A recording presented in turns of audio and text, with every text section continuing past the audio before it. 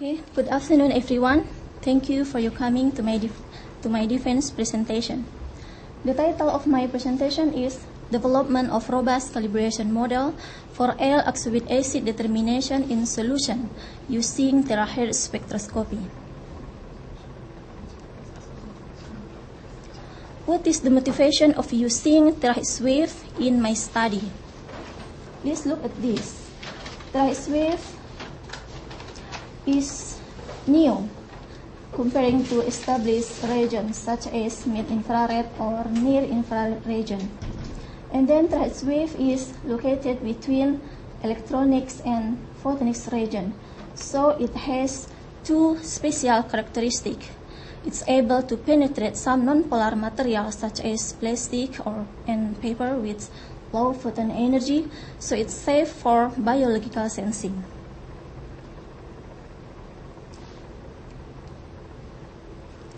Our research group has motivation to bring terahertz spectroscopy into agriculture fields. So one possible application of terahertz spectroscopy is for quality evaluation of juice production. Then please look at this. An IR and mid-infrared spectroscopy has been used for quality evaluation of juice from raw material to juice product before packing. However, so far, no available biosensing method that can be used for quality evaluation of juice after packing. Then, why such kind of non-destructive sensing for juice is important to be developed? In the previous study, it has been reported that there is quality degradation of juice product during storage or transportation. For example, L-oxalic acid content in juice product decreased after a week of storage. So, for this reason, it is very important to develop non-destructive biosensing for juice inside packing. However, an IR and mid-infrared wave is difficult to penetrate the packing material. So it is not easy for quality evaluation of juice after packing. On the other hand, terahertz spectroscopy uses terahertz wave, which able to penetrate some non-polar material such as plastic with low photon energy, so it is safe for biological sensing. So one potential application of terahertz spectroscopy is for quality evaluation of juice after packing. In the previous study, an effort to develop the determination of LA in solution using terahertz spectroscopy has been conducted. For example, Suhandi et al. Has reported the acceptable measurement system for determination of LAA using terahertz spectroscopy. But this system was lack from the information about the influence of temperature and other components like glucose. So in the present study, I developed the robust calibration model that can be used to compensate these two effects, the temperature and other components. So the overall objective of my study is to investigate the influence of temperature and glucose on the robustness of calibration model for LAA determination using terahertz spectroscopy. But in particular, in this presentation, I'm going to talk about chapter 3 of my thesis because the limitation of presentation time. So I'll focus on the calibration model with temperature compensation. For the first experiment, I used 52 samples of pure LAA solution, and then I measured the spectra of the sample at 3 different temperatures. And then I developed the robust calibration model using implicit and explicit methods. The result of implicit method will explain more detail later. In general, there are two methods for linear temperature variation. First is variable selection, and the second is global calibration. In the present study, I will develop the global calibration model with implicit and explicit method. So the objective of Chapter 3 is to develop robust calibration model for LAA determination, which can compensate the variation of sample temperature using implicit method. For this, 52 samples were used, and then I measured the spectra of the sample at 3 different temperatures. This is the methods of spectral acquisition.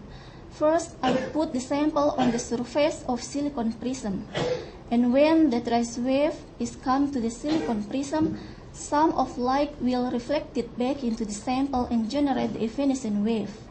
This evanescent wave will penetrate the sample with the penetration depth depending on the wavelength.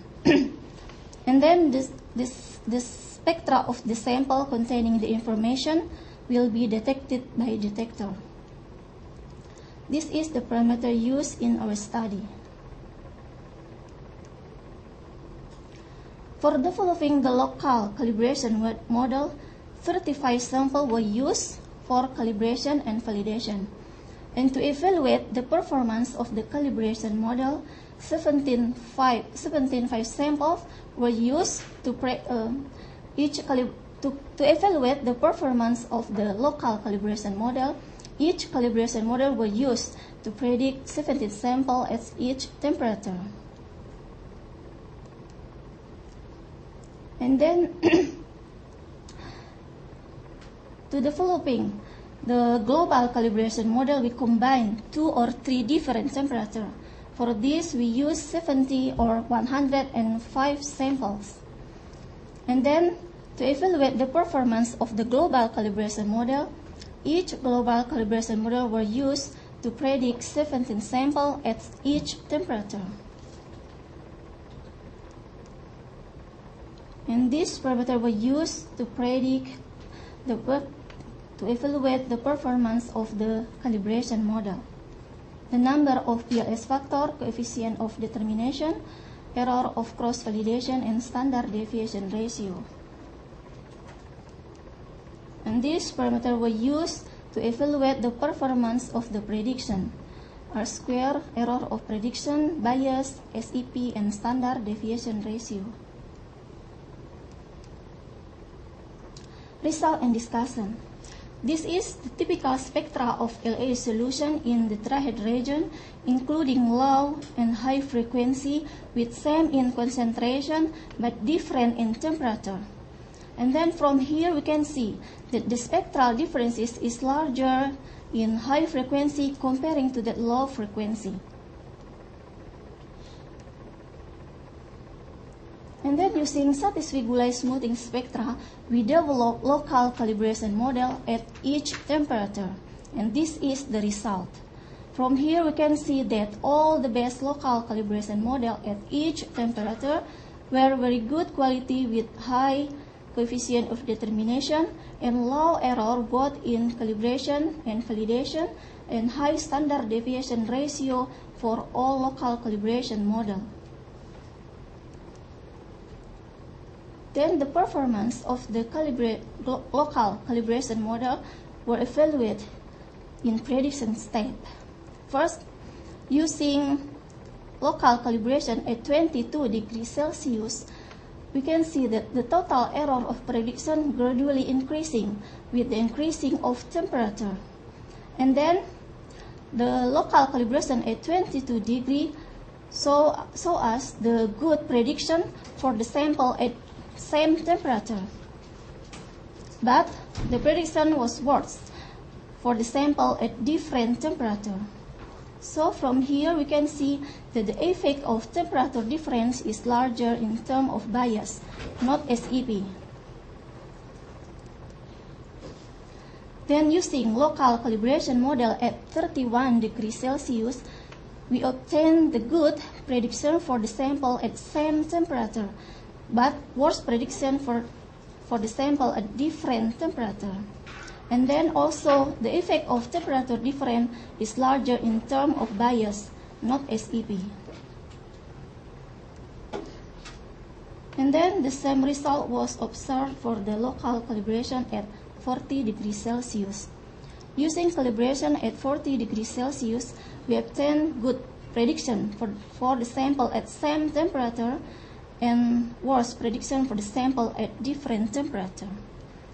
Also, the effect of temperature difference is larger in terms of bias, not SEP. And then this graph clearly illustrates the error of prediction in terms of bias. So, for example, using the local calibration model at 22 degrees Celsius, we obtain low bias. And then the bias gradually increasing with the increasing of temperature. So, from this, we can see that the local calibration model cannot be used to predict the LAA of solution at different temperature. And then instead of using the local calibration model, we develop the global calibration model. And for this, we combine 2 or 3 different temperatures. And this is the result. The global calibration model were quite good for all combinations with high coefficient of determination and low error for both in calibration and validation and high standard deviation ratio.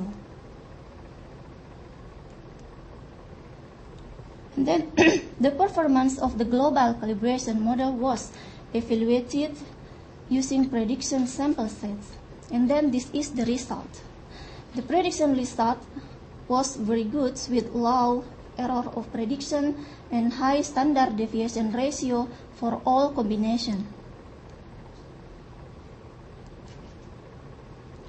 So this figure clearly illustrates that using the global calibration model, we can compensate the influence of variation of temperature with low bias. So, using the global calibration model, no bias was observed anymore. And as conclusion, in this study, we investigate the effect of sample temperature on model performance of LAA determination in broad range of terahertz region at 3 different temperatures. And then the prediction result of using global calibration model is improved significantly with low bias in low error of prediction and high standard deviation ratio. And then the last one, the global calibration model can handle the influence of sample temperature on model performance. Okay, that's all my presentation today. Thank you for listening. Any suggestion or comment will highly appreciate it. Thank you.